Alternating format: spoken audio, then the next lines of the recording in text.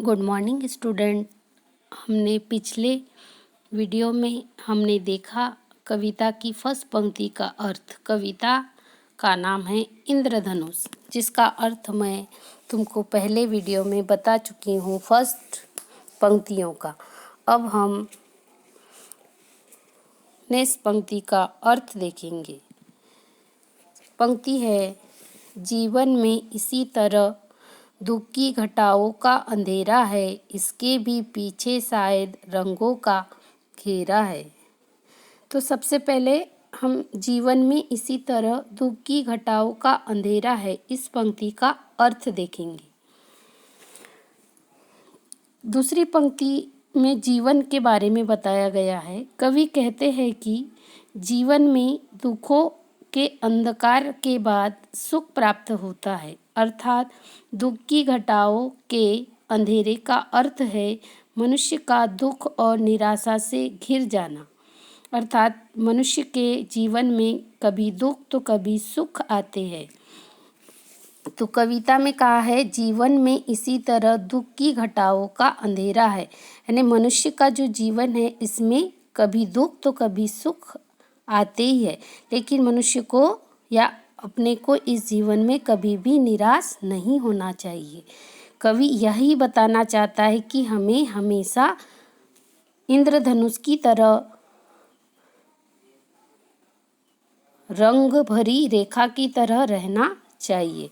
तो देखिए, जैसे वर्षा ऋतु में आकाश में घिरी घटाओं की तरह ही हमारे जीवन में कभी कभी दुख की घटाओं का अंधेरा छा जाता है, लेकिन जिस प्रकार बादलों के बरसने के बाद सुंदर इंद्रधनुष दिखाई देता है, ठीक वैसे ही हमें विश्वास रखना चाहिए कि जीवन में दुख के अंधेरे के बाद आशा की किरण सुख का सवेरा लेकर आएगी। कहने का तात्पर्य यही है कि जीवन में कितने भी दुख आए, लेकिन सुख का आना निश्चित है।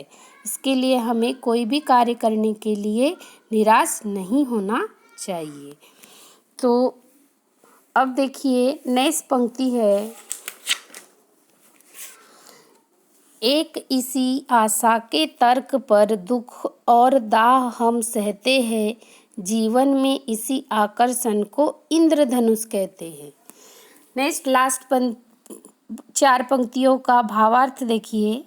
यहाँ पर कवि यही कहना चाहते हैं कि हम दुख और दाह का मतलब होता है ताप या जलन, इस कारण सहते हैं क्योंकि हमें विश्वास होता है कि कष्ट सह लेने के बाद जीवन का सुख मिलेगा, और इंद्रधनुष का दिखाई देना जीवन में आकर्षक का प्रतीक है।